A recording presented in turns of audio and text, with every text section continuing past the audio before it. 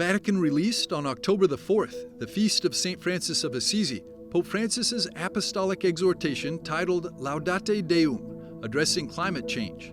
Immediately after the release of the apostolic exhortation, a press conference was held, which saw the participation of young writers, intellectuals, activists, and even Nobel laureate Giorgio Parisi, who deemed this document indispensable. To delve deeper into this exhortation, we spoke with Professor Rodrigo Guerra, Secretary of the Pontifical Commission for Latin America, and an expert on this pontificate.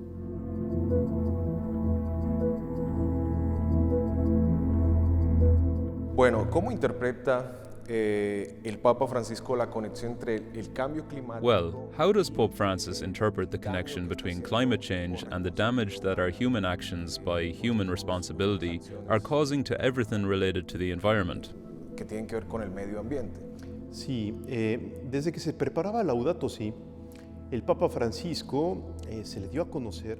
Since the preparation of Laudato Si, Pope Francis became aware that there is a significant scientific, political, and cultural controversy surrounding climate change. Some people believe that the changes we are currently witnessing in global climate, which we all bear witness to, are simply the result of the Earth's natural cycles that occur over a certain number of centuries.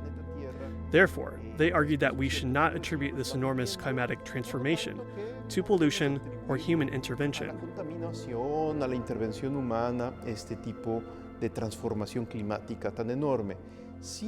However, this controversy has slowly generated a series of consensuses in the scientific community, not absolute, but quite strong. We can say that the most widely accepted hypothesis in the scientific community today, from an interdisciplinary perspective, is that climate change has a significant anthropogenic component. In other words, its origins are to a large extent due to the unfortunate interventions that humans have made in our environment and nature. Que los seres humanos tenemos con nuestro medio ambiente y nuestra naturaleza. In fact, the Pope tells us that we are not reacting sufficiently to this phenomenon. He says that the world is falling apart. It's almost as if it's a somewhat apocalyptic view, but after 8 years since the publication of Laudato Si, the Pope wants to convey something new to us. And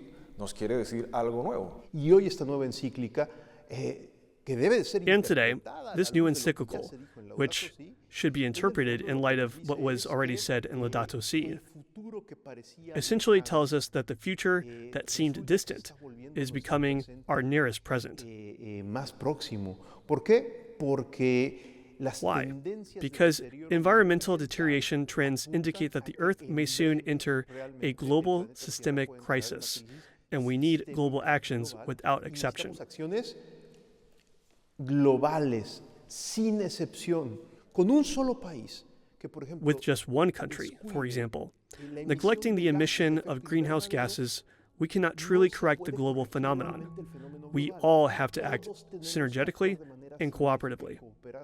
Sí, el Papa además habla de los negacionistas. The Pope also speaks about climate change deniers and says that we should not mock them, but rather support the so-called activists who speak about global warming, which cannot be denied. Así es, en este mundo de posverdad, de teorías. That's right. In this world of post-truth conspiracy theories and the presence of opinions that sometimes compete with science, often based on pseudoscience or prejudices, there is a culture of denial that has been growing and gaining adherents, often motivated by strong economic interests that would like to expand at the expense of certain natural areas in different parts of the earth. Con el sacrificio de ciertas zonas naturales en distintas partes de la tierra.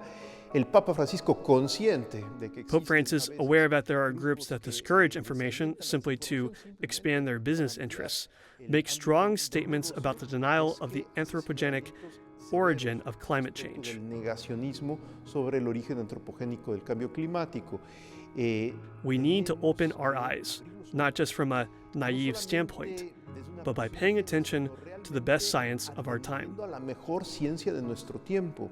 In fact, in the last part of the encyclical, the Pope invites us again to praise God through creation and integral ecology. El Papa realmente lo que hace es mucho lo que hacía San Francisco de Asís. What the Pope really does is much like what Saint Francis of Assisi did. Help us understand that there is a secret and mysterious presence of God in everything, in everyone, that we need to learn to recognize, even in a topic like the environment. By looking closely at the creation, the environment, and the nature that God has given us, we can more fully praise God and become more like brothers and sisters. Praising God, being responsible for the environment, and living as brothers and sisters are things that are synergistic in the perspective of Francis of Assisi, and also in the teaching of Pope Francis today. Well, praising God, being brothers and living in harmony with our surroundings. Thank you very much. Thank you, Ary Ramos, and thank you to EWTN for your interest in these important themes of contemporary pontifical teaching.